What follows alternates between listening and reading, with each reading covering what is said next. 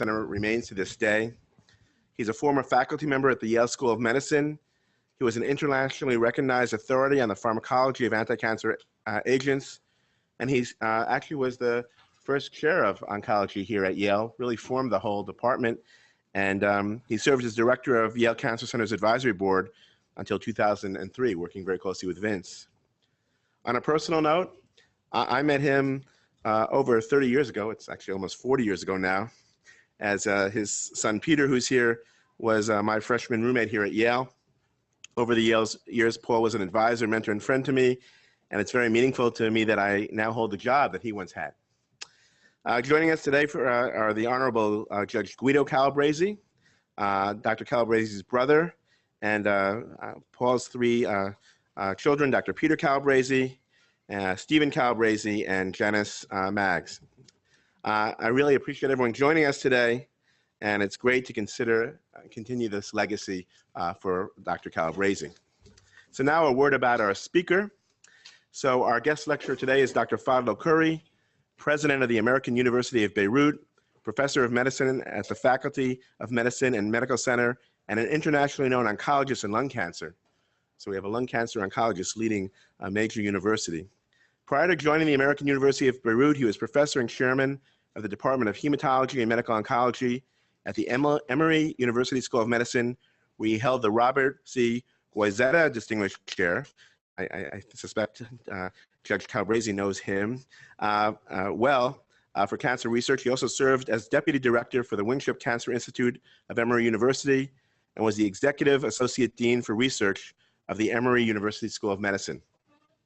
Dr. Khuri was born in Boston, Massachusetts, and raised in Beirut, where his father, Raja N. Khuri, was dean of AUB's Faculty of Medicine, and his mother, Somaya Khuri, who's here in attendance today, along with one of Fadlo's daughters, was also a professor of mathematics.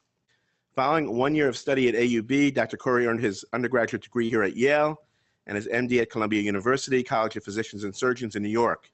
He completed his residency in internal medicine at Boston City Hospital and a fellowship in hematology and medical oncology at the Tufts New England Medical Center. He was on the faculty of the University of Texas MD Anderson Cancer Center, where I knew him, from 1995 to 2002, prior to joining Emory University and the Winship Cancer Institute in 2003. Don't worry, there will be some time for your talk, Fadlo. Dr. Khuri is an accomplished molecular oncologist and translational thought leader. His clinical expertise and research are focused on the development of molecular, prognostic, therapeutic, and chemopreventive approaches to improve the standard of care for patients with lung and aerodigestive cancers. So Fadlo, if you'd come up, please, and maybe, I don't know if Guido, if you'd like to join us as well. We'd like to present you with a plaque, take a photograph, and then we'll give you a time to give a talk. Okay, Fadlo. Thank you. So this says Paul Calabresi Memorial Lectureship, Fadlo Raja Khuri. No Man is an Island, Raising Cancer in the MENA Region. And for those who don't know what that is, he'll explain that to us. November 13th, 2018. Thank you. Thank you, sir.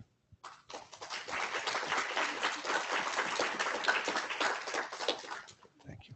Thank you. Thank you, sir. Honor and pleasure. Thank you. Let me go. Can you hear me?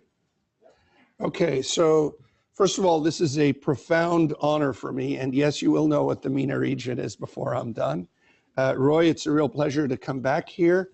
Thank you for hosting me. It's an honor to be giving the Paul Calabresi lecture. And I'll talk a little bit about my own relationship with Paul. So I started with this quote of "No man is an island" from John Donne's Meditations upon Emergent Occasions. John Donne, who was a writer that I came to appreciate both in high school and here at Yale, really captured the piece. Of course, he was talking about Europe. He was talking about the fact that Europeans need to understand that every other European's life, their destiny affects them. I would argue that we have a little bit of a more global perspective there, and I think that is the perspective that the late Paul Calabresi had. And I love the way this particular poem ends. Any man's death diminishes me because I am involved in mankind. Those are calling cards for an oncologist. We all are connected, and therefore never send to know for whom the bell tolls.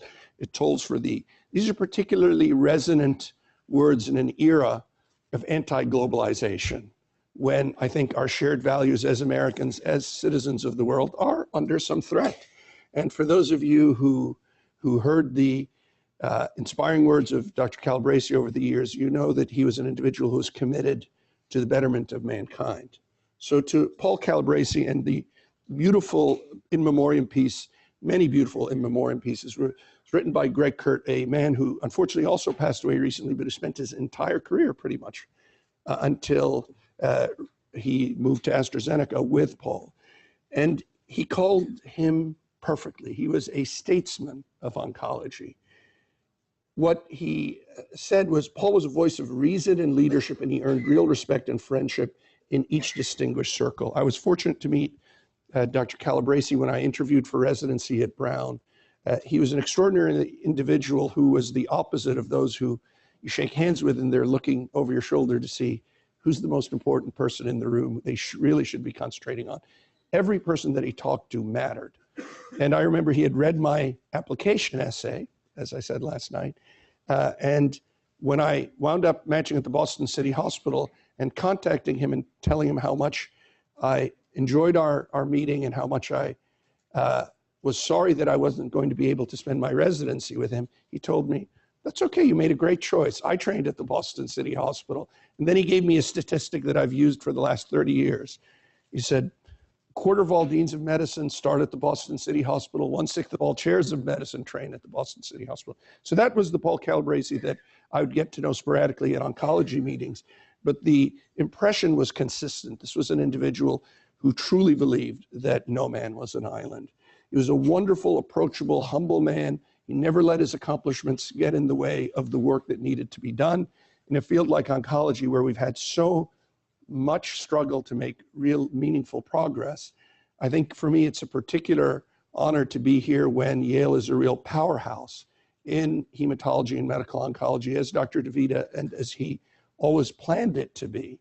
And I think a lot of credit goes to Roy Herbst and to Tom Lynch and the wonderful folks, including Paul Ader, who are here, for building such a great program. So he also believed in change. And so I'm going to start the formal part of my talk by quoting my favorite modern American poet. It wasn't Robert Lowell. Dean Calabresi was Bob Dylan.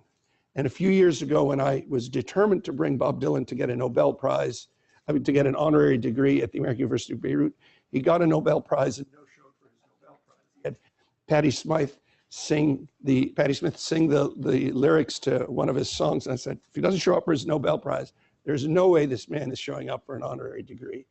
But this is a song that I played for each one of my 3 children. Rhea is here with us today, our youngest, when they were born. Come gather around people wherever you roam and admit that the waters around you have grown. And accept it that soon you'll be drenched to the bone, for your time to you is worth saving.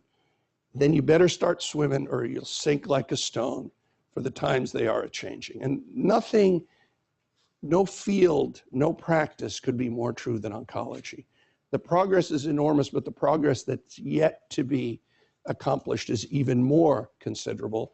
We're thrilled to have immunotherapy. I'll talk briefly about that, and have expanded the oncology armamentarium. It's an honor for me to have Renzo Canetta here, who's been responsible for the development of so many of these drugs, but we have a long way to go. And I'm going to talk a little bit about my own personal journey from Boston, where I was born, through Beirut, New Haven, and all the way back to Beirut, through important stops in Boston, Houston, and Atlanta. This picture here is actually taken in Boston 2 Christmases before I was born, with my parents, who are friends with my father and my mother, and the father and mother of my wife. And no, it wasn't a planned wedding, although I wouldn't have argued, frankly. It took me 6 years to convince her. So I've had a lot of major mentors, and quite a few of these have had some influence here at Yale. Howard Koh, a Yale product, was my attending and internship and residency. Bernie Weinstein was my major mentor at Columbia. Ki Hong, of course, gave this lecture a few years ago. Haiyan Fu, my major scientific partner, and Frank McCormick, who I made fabulously rich by having one small clinical trial with 36 patients that caused his stock to appreciate 100-fold. I didn't make any money, let the record show. But I was determined from when I was young to work on a major disease. My father was an electrophysiologist. It's a pleasure to meet Dean Halpert, who's also an electrophysiologist. But lung cancer seemed like a disease that really needed work. I think when Roy and I were cutting our teeth in the clinic, median survival was 3 to 4 months for locally advanced or metastatic disease. Chemotherapy was experimental, radiation therapy was palliative, and this remains a worldwide catastrophe. And quite candidly, coming back from West Africa and seeing the variability in care in that part of the world, this is a truly devastating illness. I thought of this last night for you, Dean Calabresi. I think it was Oliver Wendell Holmes who once said, "Too many people live their life with their music still inside them, unplayed." And I was very fortunate. I got to play my music, at least academically. This is the trial I talked about. It was a simple trial at MD Anderson with an oncolytic virus plus chemotherapy versus the chemotherapy. And we had almost a 90+% disease control at 1 year when we published this in Nature Medicine. Had the opportunity first at MD Anderson, then at Emory, to look at drivers of lung carcinogenesis and predictors of outcomes as potential guides to how we should go in chemoprevention. We were the first to show that COX-2 had such a powerful role when allied with retinoic acid in predicting a poor outcome. Andrew Dannenberg, who had done work on this before, figured out the mechanisms, and we eventually got a phase 3 trial started in China with a knockoff drug of celecoxib. Of course, patent protection is a topic we could talk about all day. And fortunately at Emory, I had the opportunity to work on tumor metabolism. When I left MD Anderson, it was no longer possible to have such a large and dominant clinical translational operation, but we looked at basic cancer metabolism as regulated by mTOR. We were able to show that we could develop a metabolic and biologic readout that essentially took us away from a single target to looking at a system signaling approach to lung cancer therapeutics. And the final result was, I think, this paper, which basically discovered 82 new interactions in signaling, a lot of which congregated around STK11 or LKB1, STK11 or LKB1. And you can see that in 13 years there, your hair tends to gray, but you're surrounded by great young people who get to be great, slightly older people. And I was fortunate to do something that I think you rarely get to do in life, which is to recruit my own future boss in Wally Curran. If you recruit your own future boss and you're still dysfunctional, then there's something wrong with you. But I have to be honest and say, while we've done work with oncolytic viruses, I was never a true believer in the extent to which immunotherapy properly harnessed could transform the field. Having said that, we didn't wait long to get in, and Suresh Ramalingam, a good friend of Roy's and mine, now leads many of the national trials, and as I'll mention, just got a spore. But I always like this expression from William Ward: the pessimist complains about the wind, the optimist expects it to change, the realist, and as a product of Beirut and New Haven, I always was a realist, adjusts the sails. And to see this change in New Haven after the presidency of Rick Levin is just mind-boggling. I remember, as I was saying last night to Dean Calabresi, when you crossed the wrong street, you would just basically give them your wallet and say, "Wait, you forgot my watch." So it's a very different New Haven, which is wonderful today. So immunotherapy, that really changed the playing field. And Roy's been a driver, along with Liping Cheng, in this field in lung cancer. But when you start to get these plateaus, you get 10, 11, 15% of patients with metastatic disease living for years and years and years with metastatic disease, which you worry about, but they're alive and they're doing well, it makes you stand up and notice. And my last debate before I left at our summer meeting, I managed to lose 90 to 10 to Suresh Ramalingam, targeted therapies versus immune therapy. I feel very good about the fact that the group that we helped build at Emory is an exceptional one. This is a spore which I suspect, while it's pending the final decision with a score of 18, is going to get funded, focusing on improving efficacy and sensitivity to immune checkpoints and targeting key pathways, including signaling pathways, combining the expertise of the group. This is Rafi Ahmed, who was one of the people who helped describe PD-1, PD-L1 signaling in hepatocellular diseases. And the lung PO1, which we had previously, is now being submitted in May. They got a 22 and didn't get funded. So they're trying to get under that magic 20 number, and this is led by Haiyan Fu and Suresh Ramalingam. This is actually a project grant that looks at LKB1, both from the aspect of tumor metabolism and sensitivity to immunotherapy, in fact, resistance, because recent data has suggested that those individuals who have no benefit from immune therapy, at least in lung cancer, all have LKB1 mutations. So I think this is going to be a key area of exploration. And finally, we developed an important protein-protein complex-based pathway that started to lead to new drug development being led by Haiyan Fu, Suresh Ramalingam, and Tawfiq Owanakoko. I had, the opportunity to quote Oliver Wendell Holmes, had the opportunity to publish in some great journals. And frankly, for me, as a Columbia graduate, the Goldman Cecil textbook, which for us was, of course, Cecil and Lerb growing up, and the opportunity to write the lung cancer for the last 2 chapters was meaningful, although that wound up in my spam folder, which I was glad to check. So I had an opportunity to do a great deal, but probably the most significant thing I think I had the opportunity to do is to take care of patients. So at MD Anderson, I was a fairly high volume physician. I would see 10 new patients and about 75 follow-ups in 2.5 clinic days a week. At Emory, I scaled that back, but I still saw 80 to 100 new patients per year. And then I followed 600, 700 patients, and that wasn't easy to do, but it was very gratifying. And when I took this job, I insisted if I could keep my journal, if I could still edit cancer, because I think Dr. Davidoff knows very well what this journal means to us, given its history in the field, but also to be able to see patients twice a month in consultation in clinic.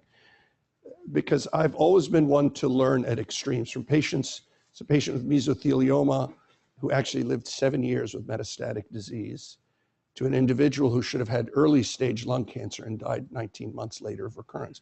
Again, the molecular prognostic incidence. And patients cured with a recurrence of head and neck cancer. And yes, all these individuals gave me the permission to use their pictures and slides. And finally, a patient alive 15 years later with EGFR mutant lung cancer, despite developing resistance mutations. So you learn from the patients who do very poorly, and you learn from the patients who do very well. You tend to remember your failures a lot better than your successes, but there's something magical about each and every patient, how you relate to them, what you get from that relationship, how you help them, and how much they learn to trust you. And I wanted to keep that. My final winning argument, Judge, in convincing the board to let me keep this small practice was harking back to my prior career. I said, well, it's a lot cheaper than therapy and these jobs of university presidents. Let me take care of patients. I'll save you psychotherapy bills. So what did we do at Emory? And I think this point is germane to Yale. Emory has a huge endowment, not as large as Yale's, but still in the top 10 or 15. They're very averse to parting with that endowment. So I learned early on that if we were going to build a sustainable research structure, which is why I took over the research dean job only 8 months before I left, because I could not turn down this job.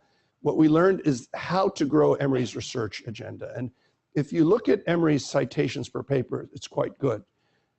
And it's even more impressive if you look at the 10-year period where our approach started to pay off. So what was that approach? We recruited a handful of outstanding senior mentors, and we really invested in outstanding young scientists. We thought that if you have really great scientists with good mentors, then you're going to have people who are going to spend 10, 15 years at your university, and you'll catch them as their research output goes up. If you treat them well, you make sure their husbands and wives are happy, they have jobs, their kids are in the right schools. And I think the fact that this is a little different, because if you look at it, it's done not necessarily by aggregating high quality researchers, but by getting, you're getting a lot of the outstanding young and rising investigators and more to commit their careers to the institution. And that's similar to what Dean Nadia El-Sheikh of Arts and Sciences, of our Arts and Sciences, and I and the other deans are trying to do at AUB. Get some outstanding young investigators, get them to grow and to flourish at your university and build the research portfolio. I've had a lot of fun. I can't complain. This is the only picture I could find of my time at Yale, graduating. This is with Roy and our mentor, Ki Hong, when I won the Rosenthal Award. And I kind of sensed that things were starting to turn shortly after that meeting, when Emory kept giving me more and more administrative responsibility. And this is recently, we are working with Alex Azar, the Secretary of Health and Human Services, to restore AUB's ability to apply for grants as principal investigators. And that will allow us to work with outstanding people at Yale, like Kaveh, from more of a perspective of equals. That's why I delayed my trip to Yale. Of course, when Roy offered me to give the Calabresi lecture, I couldn't say no, until the university was on sounder foot to have a relationship with Yale of equals.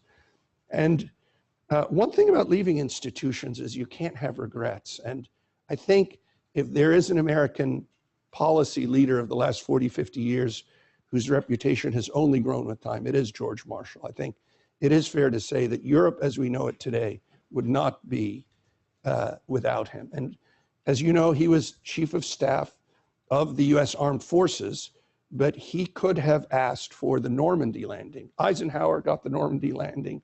Eisenhower became president of Lebanon, of the US. I wish he were president of Lebanon. Freudian slip. But he had this uncanny ability to keep the big picture. And as he said, very simplistically, very prosaically, when a thing is done, it's done. Don't look back, look forward to your next objective. I wrote the Chronicle of Higher Education, candidly a journal I'd never heard of when I was so focused on medical research, but which is our top journal in higher education, asked me to talk about what they considered this unusual decision-making. Why would a physician who's doing well and thriving go back? And I had the privilege of basically saying, life is really about taking great opportunities when they're good, as the engineers would say, a good impedance match. And this was a wonderful opportunity to go back to the country and the university in which I'd grown up in. And to quote another American statesman, like Jefferson, I've always liked the dreams of the future better than the history of the past. You always want to look forward to see, test your limits, see what you can accomplish in new opportunities. And this is very synonymous with the words of Daniel Bliss. So Daniel Bliss was a Presbyterian missionary who taught in the high schools in the Levant in Lebanon. And then in 1860 was charged to go back and raise the funds for a university, the first, or one of the first two American universities abroad. And the American University of Beirut is the oldest continuously functioning American university abroad. Believe it or not, American University in DC, we're not affiliated with them. They're younger than us. They stole it, they borrowed the name. But his words are as resonant today as they were when he spoke them 140 years ago. He said, "We were not anxious to appear great. We were anxious to lay foundations upon which greatness could be built." And if you think about that, that's what we do at institutions. That's what we do in our field. In a way, you're developing the treatment for Hodgkin's lymphoma, set the table for combination chemotherapy for so many diseases. So foundations are built not just to be admired, but to move the field and mankind forward.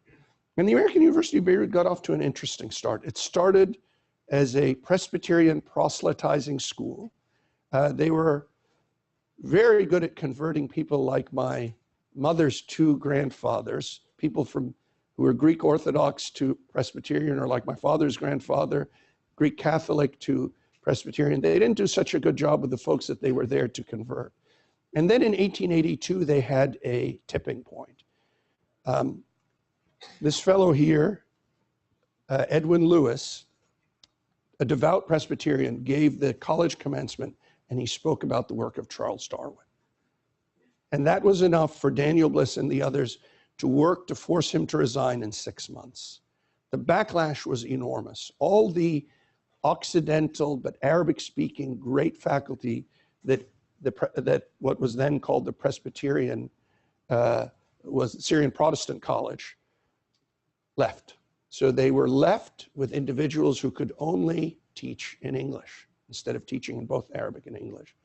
And Daniel Bliss, being a wise leader, and wise leaders make mistakes, recognized the gravity of his error.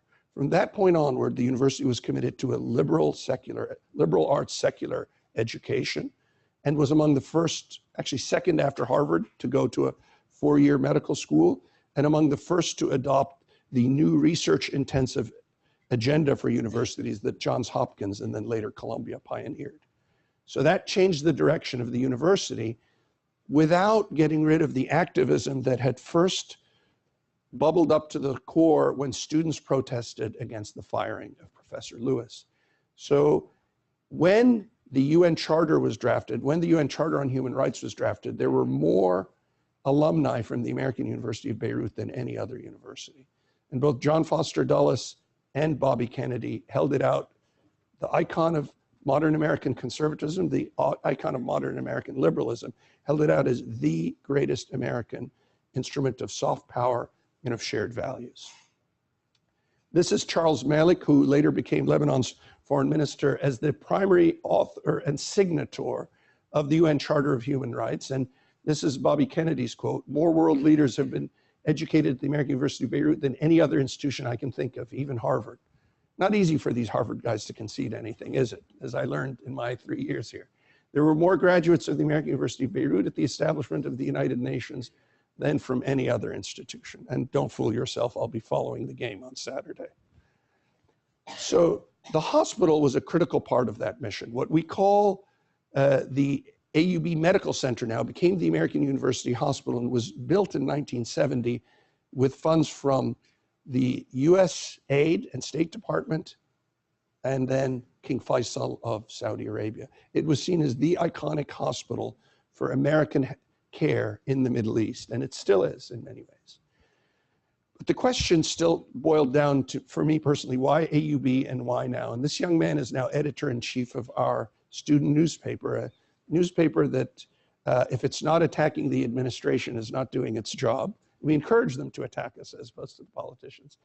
But this is him working on the design of what became a transportable school that Kaveh knows about, that we use in the Beqa to shield and teach Syrian refugees. We've opened 9 schools for Syrian refugees in the Beqa Valley in collaboration with an NGO that teach now 4,000 students who otherwise would be out of school.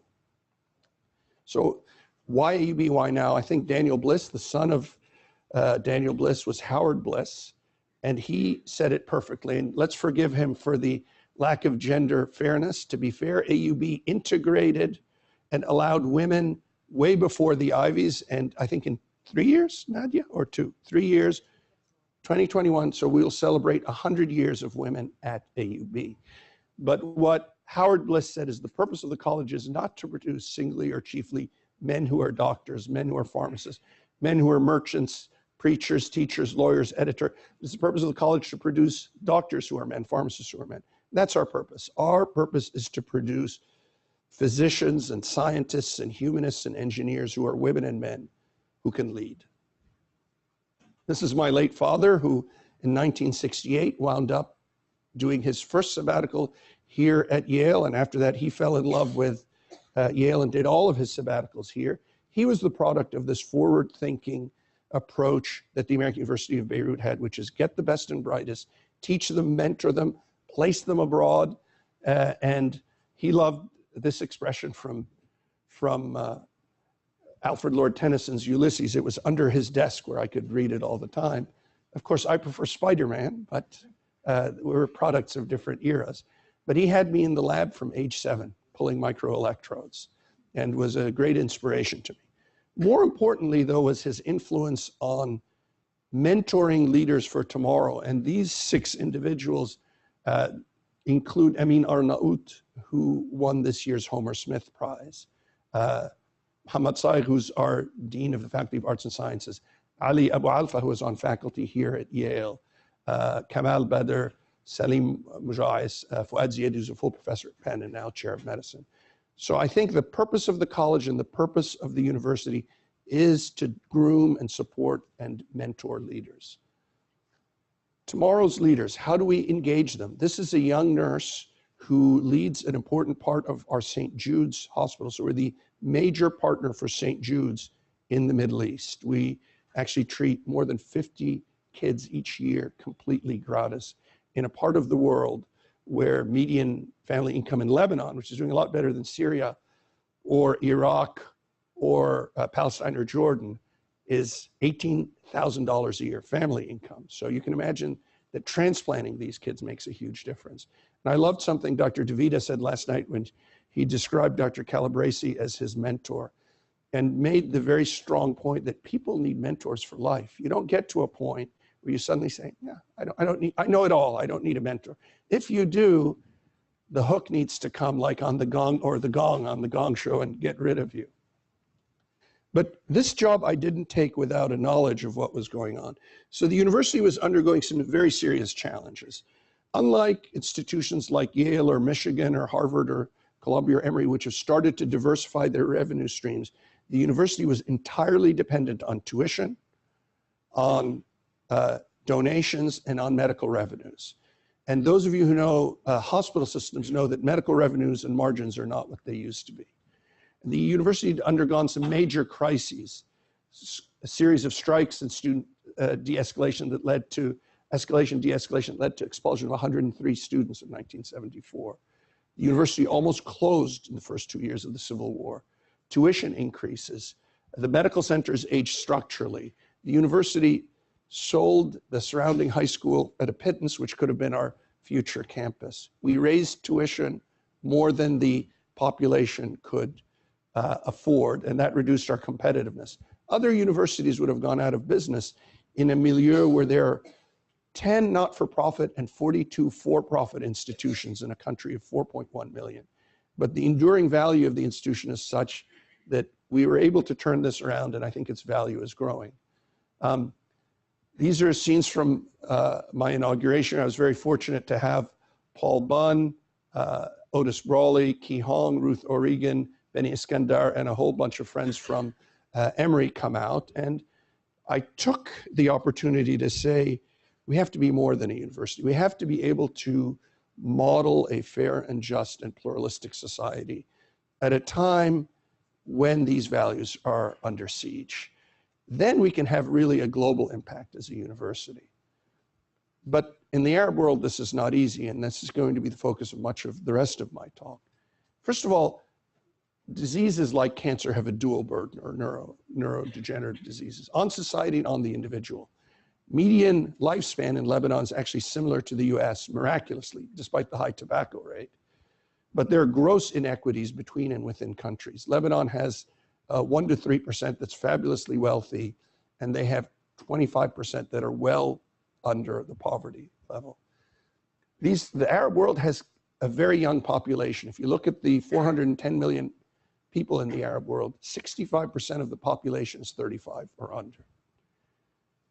We don't have good public health data, and there's a lack of opportunity for folks to engage in their societies, to vote, to have responsibility, to have participation. And more than 40% of the world's displaced persons are currently in this part of the world. Catastrophe, if you think about it. Here's the tragedy of people migrating, 19 million in the Middle East, North Africa region alone, and that's only grown. For Syria, for example, they go to Turkey, to Lebanon, or to Jordan, and much less frequently to Egypt. Iraq has a large crisis. I didn't even put Libya on the map. But you have a number of societies which are no longer safe, a number of countries, and people are leaving, often at risk to themselves. Never to be satisfied with 1 or 2 crises. Lebanon in 2015, at the same time I was recruiting our dean of the business school from Montreal, had a garbage crisis that essentially meant that they had used up all the space to dump garbage in, and you had like a sea of garbage by the streets. Not exactly a great recruitment tool, and something that's starting to manifest itself in the environment. The Yemen health crisis.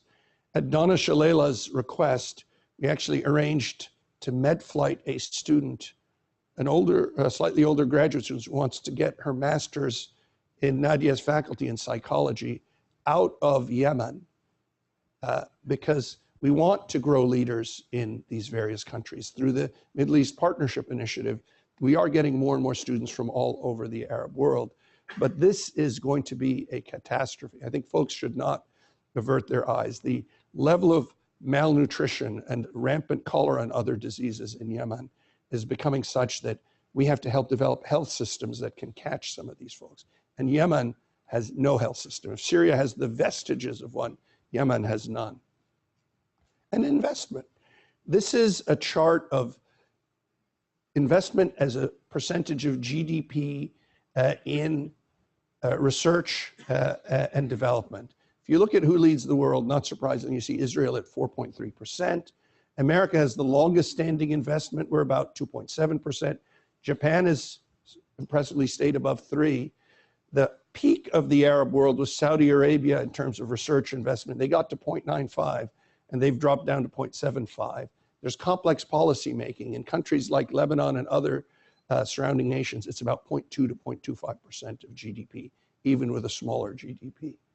And cost issues in cancer management. This slide shows the increase in the cost of cancer drugs closing in on 3 log-fold over 45 years. So it's an enormous issue. You're going to see countries like China and much smaller countries like Lebanon bearing more and more of the burden of paying for these new therapies. We don't have enough healthcare workers. In Lebanon, the most acute shortage is not physicians. We have an abundance of physicians, which is why I've been talking with the folks in Canada and through the Royal College of Physicians in the UK to train and perhaps keep some of our physicians. We have a shortage of nurses, social workers, and others. But if you look at the world healthcare workers per 1,000 populations, you look at the Eastern Mediterranean region and Africa, they're far worse. And there are particularly acute shortages in some oncology specialties like radiation oncology, pediatric oncology. And while we can expand the roles of nurses and paramedical staffs to compensate in part, we do need to look at infrastructure. Targeted agents are available, immunotherapy drugs are entering the market, but advanced imaging modalities, very little accessibility. There are 10 PET-CT scanners for 4 million people in Lebanon.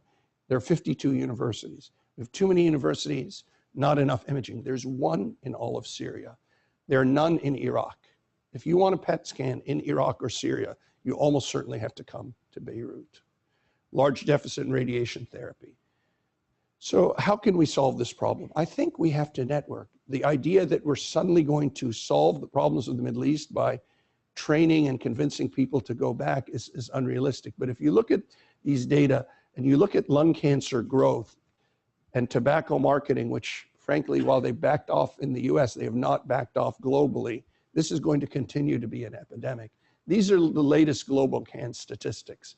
And I put them up to point out that Lebanon has, the rate in the last 5 years has continued to rise with tobacco, with pollution, and with a lack of appropriate screening and prevention. We've pushed mammography and CT screening and colonoscopy, but there are large swaths of the non-urban population that have no access to these.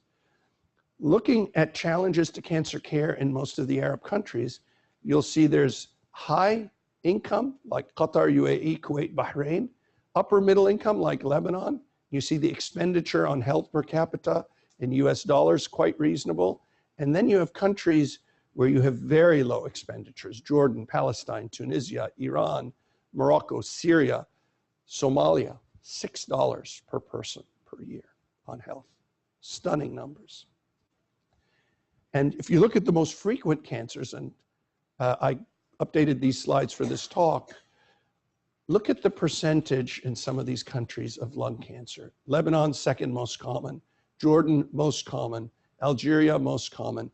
And tobacco marketing and advertising is only going up in these countries. The types of restrictions, you have some restrictions in Lebanon, they're not the same as the US, and I'm going to talk about that, but they're not applied equally across the board. And among women, you can see breast cancer leading. Some effective screening programs in parts of the Arab world, in Lebanon, in Morocco, in Jordan, in Oman. Saudi Arabia is starting to get there. Algeria, a long way away. But screening continues to be a problem and diagnoses are quite frequent. So in 1.5 minutes, I'm going to tell you about the Cancer Center at the American University of Beirut, the Naif Bassil Cancer Center. Roy remembers that I announced I was going to go back to head this when the deal fell apart. So instead of running it, I chaired its external advisory committee. And this is now a legitimate cancer center led by Ali Tahir, its third leader. We've had 3 leaders of the Cancer Center in 12 years. Each one has a different area of expertise. Fadlo is a radiation oncologist. Hassan Sol is a pediatric oncologist. Ali is a hematologist. But each of them has built a fairly effective educational and research instrument. And we've gone now to expand the ambulatory services. We have an inpatient unit. We do over 100 bone marrow transplants a year, including allos. Radiotherapy, we average 850 new patients per year, and we project we'll top 1,000 when we open our second unit in 2 years. And probably the most difficult thing to introduce was the concept of palliative and supportive care. And we have high quality research. This is Ali Bazarbashi, who we recently featured in Cancer. He's one of the people who came up with the first treatment for T-cell driven leukemia. And he's pioneered a number of treatments, has had a funded lab for 20 years. Rosemary Boustany is one of the world's leading experts on autism and inherited lysosomal storage diseases. And then this was of particular interest to me. You have an AUB physician running a global trial, Hassan Bebo, a pediatrician, senior author and corresponding in the New England Journal, to show the importance of vaccines in preventing influenza and viral illness on children in Lebanon. So things can be done, and they are being done at the American University of Beirut. It's a good bit harder. And then this is Ali Tahir, who's arguably the world's preeminent authority on the treatment of chronic diseases, particularly thalassemia, I should say. So access to clinical trials is challenging. Very few countries have dedicated medical research support, but it does get done. Here's a first-in-man combination of immunotherapy, IMO 2125 with pembrolizumab. That trial will be launched at AUB in 2019 by Arafat Faili, who runs our lung cancer program, and even adjuvant avelumab plus platinum doublets being offered. So our patients do have opportunities, but we're a fraction of the Arab world. So one of the things we have to do is to network. Our oldest relationship that we built is with the King Hussein Cancer Center in Jordan. We've now added the King Faisal Royal Specialty Hospital in Saudi Arabia. And these are the initial MOUs. We've had educational programs. And most importantly, I think we've started to produce really high quality fellows. And these are individuals who are now doing post-fellowship training at MD Anderson, at Memorial, and now hopefully at Emory. And we would like to, I was talking to Harriet this morning about the opportunity to bring some of our best and brightest fellows to do post-fellowship training here at Yale. But tobacco remains a scourge. So if you look at what we've done in the US since the Attorney General's report, we have a smoking rate of about 14%. And despite that spike among students a few years ago, even that started to come down. But that's not reflective of the rest of the world. If you look at global cigarette consumption, this is China, for example, it's continued to rise. And we expect that China will be the epicenter of lung cancer. We'll have half the cases of lung cancer in the world by 2035. But the cigarette's not the only threat to health. Smoking cessation is variable, but there's a new lethal instrument that's been brought back from the dead, which is the hookah, the water pipe, the ergili. And if you look at these daunting data, they suggest that almost 70% of Jordanian boys and close to 50% of Jordanian girls will have used the water pipe by the time they're 19. And we have similar statistics for Lebanon. We've been designated as the World Health Organization's lead center for study of the water pipe, based largely on the work of Alan Shahadi, our Dean of Engineering. We have the most highly cited work in the field. And that work has resulted in a recently funded R01 grant plus a large grant from the FDA. Again, we cite very well in this because what we've shown is that the ergili can deliver 20 to 25 times the potency of tobacco carcinogens that a cigarette can. We've actually been able to impact policy in Lebanon to have what was initially a smoking ban that was reversed by unfortunately, the Minister of Health, when he gave them the Christmas break to smoke their way into oblivion, and then he never reinstituted the law. But we did launch a tobacco-free university campaign, and as of August 31, the university is completely tobacco-free. Nobody can smoke, and if you smoke in your apartment, you have to sign in a release that says that you may lose that apartment if you renew. By the way, I was called the fist of imperialism when we opposed this policy. So I think the ACS has started to become interested in some of our work. I know Howard Koh taught about our strategy for making the university campus free. And still, this is a struggle in the US. There are several statewide policies, but there are a lot of campuses in America where smoking is still allowed. The other thing I was going to touch on very briefly is our health vision, and then I'll wrap up in about 3 minutes. This is something that perhaps comes easy to Yale, but doesn't come easy to us. Bringing together these outstanding faculties to get them to work more collaboratively. They already do. But how do you bring the School of Public Health, the School of Medicine, Faculty of Arts and Sciences, the School of Engineering and Architecture together to do health-focused work? We're looking at how we bring these complex units together. We plan to build a new medical and health sciences center. But the question, as I'm closing, is why?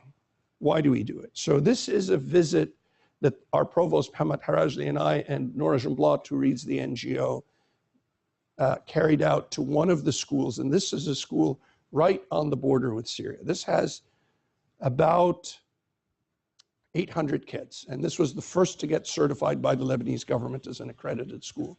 And sadly, it's a lot harder to accredit a school than it is a university. And this is what a young woman wrote: "Today a reader, tomorrow a leader." This is very consonant with our vision in health and in engineering and in the humanities. We are about producing leaders, about producing opportunities. The young woman who wrote this had been out of school for 4 years as a result of the war. And she was thrilled to be back in school. And I asked her, "What do you want to be?" She said, "Well, I want to be a doctor and I want to be a politician like you." I said, "Well, I'm not a politician, but thank you, I think." So I think we are changing the world by empowering tomorrow's leaders. This is one of our students who helped design that school project. We graduate them, but it's no longer possible at universities to treat them and street them, as we would say in medicine. You need to build a network with folks so they can have career opportunities. We're involved in trauma surgery. We've developed a new modality where we can be involved in remote guidance in surgeries in the humanitarian storm. We were ranked for the first time as the #1 university in the Arab world. And I think we're starting to adopt a new vision that will be borne out by this coming March, that we're a globally unique institution of higher education. And our community of scholars and teachers and practitioners really do embody service for a greater cause. I think we can do this. It's not easy. The quality of healthcare in the MENA region is getting better, but the glass is not close to being half full. But we need our partners, our colleagues everywhere at Yale, at Hopkins, at University College London, and in the world to help us get there. We're leading in our region, but we can't do this alone. But this is wonderful, this is meaningful, and this is extremely rewarding work. It's not easy work. The first woman to win the Pritzker Prize in Architecture, Zaha Hadid, who was an AUB alumnus, once said, "If you want an easy life, don't be an architect." I think together we can be architects for a better tomorrow. I've been very, very lucky to have a wonderful family that's supported my sporadic moves and career. I've never had a more rewarding job. And for that, I want to be clear to thank my wife, who's not here, my mother, my children, my friends. But I want to say thank you today to Yale and also to the spirit of Paul Calabresi. Thank you very much. Time for questions? Thank you, Fadlo. We have time for questions. As has become our tradition at this lecture, the judge, Calabresi, will ask the first question. How do you decide in a place like Beirut how much to push your researchers and students towards those things which do most for the area, like tobacco, that and how much towards those things which are ultimately most innovative, like truly changing something in a particular kind of cancer? Do you focus on the thing that does the most good for your area, or what places like this will do? Think of just the research that will change the world sometime in the future. No, I think this is still live, but thank you. So it's harder than it sounds. How do we focus people to work on things that we as a leadership, as administration, think are really meaningful given the limited resources? I was never smart enough to tell people what they were good at, Judge Calabresi. I always thought that let people play to their natural strengths and throw out resources for the issues that you as an administrative leadership think are really important. If the dean tells me, and we have a world-class philosophy department, she needs more investment in philosophy and economics because they can have an enormous impact, we tend to go with that direction. We can only develop a large sort of umbrella infrastructure and resource the things that are doing very well. So if you look at our water pipe group, we've resourced an aerosolized discovery group because they've had a lot of success. Najat Saliba, the chemist, and Alan Shahadi, the mechanical engineer, have gotten grants, they've gotten high impact papers, and there's nothing like investing in a winner, and it's a highly significant issue. But I think our faculty and our students and staff believe in causes that are relevant and ideas that are relevant to the region, and they recognize that the resources are quite small, so that's what we do. Yes, I had two questions. The first is, it sounds as if the MENA region in general has a relatively young population compared to the rest of the world, and cancer notoriously is a disease that is more a disease of the elderly. What are the cancers beyond lung cancer that are common in a young population? I thought one of the slides suggested prostate cancer was the second highest cancer in Lebanon, and that surprised me. And then my second question is, should you and we and other intellectual leaders be pushing for legislation in the United States forbidding the growing of tobacco and the exporting of tobacco? We object greatly to opium being grown in Afghanistan and to cocaine being grown in Latin America, but we grow tobacco, and I assume we're exporting a lot of it. I don't know where it's mostly coming from, but I assume a lot of it comes from the US. So I think, you know, Lebanon actually has a sadly very lucrative tobacco growing practice, Stephen. And more than tobacco, they apparently have the world's best hashish. And the government blew $1 million to get McKinsey come in and to give them, you know how to fix the economy? Grow more hashish. What's your export? Is the US suddenly going to say, sure, send us Lebanese hashish? I think the case that we've been making with the Lebanese government is that, and I'll get to the legislation issue quickly, is that whatever you're making on margin from your regime for tobacco, you're paying 4 to 5-fold that in healthcare bills, which you're picking up. So this is fool's gold. And we're trying to cut through that. We made the university tobacco free, and now the Jesuit University will be tobacco free by January 1 of next year. So we're trying to create change. From the perspective of US policy, I do think we have to close the door to export of all of these things. Because as Lee Mao, a colleague of ours, showed 21 years ago, the same carcinogens that cause lung cancer, you inhale them with crack cocaine, with hashish, and with marijuana. I do think we need a tougher legislative front with regard to the import of known killers. So, Dr. Khuri, wonderful lecture. Thank you. Thank you. It's on. What passes for Food and Drug Administration in Lebanon? One, and do you have unique niches? Because the Cancer Institute in the past has always gone after unique niches and different kinds of tumors that they could learn something from and set up units to investigate those tumors that might draw funds from the NIH that you could explore. So first of all, the Food and Drug Administration equivalent is actually rolled into the Ministry of Health. So they set the policy and they can enforce the policy. I'm not sure that's as good as the system here where there's some separation. Could be, could be. The Ministry of Health is run by a friend and a very good public servant who's unfortunately coming up to his term limit. He's actually managed to fund a lot of the research and the work in Lebanon while only spending, and this is shocking for the US, under 9% of GDP, Dr. Davidoff, on health. And yet Lebanon's life expectancy is the same as US for both men and women. That looks like it's starting to change.